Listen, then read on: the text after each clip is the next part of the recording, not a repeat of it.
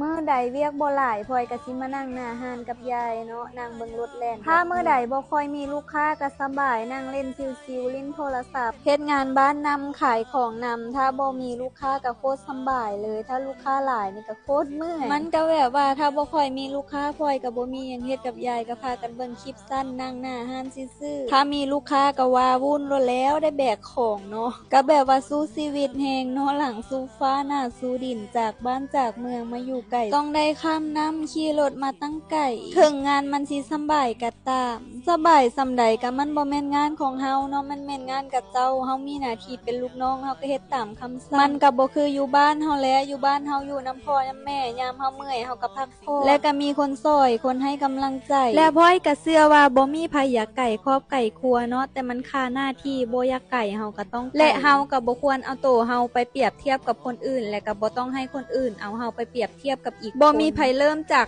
10 500ดอกต้องนับจาก0ถึง100คนเฮาเกิดมาบ่มีหยังคือกันความสามารถก็บ่คือกันบ่ต้องว่าแต่ความสามารถดอกขนาดหน้าที่การงานเรื่องเงินเรื่องความมีก็ยังบ่มีไผซ้ำกันและก็บ่มีไผอยากเกิดมาทุกข์บ่อยากเกิดมาเพื่อให้ไผซ้ำเติมดอกจังใดก็สู้ๆเด้อ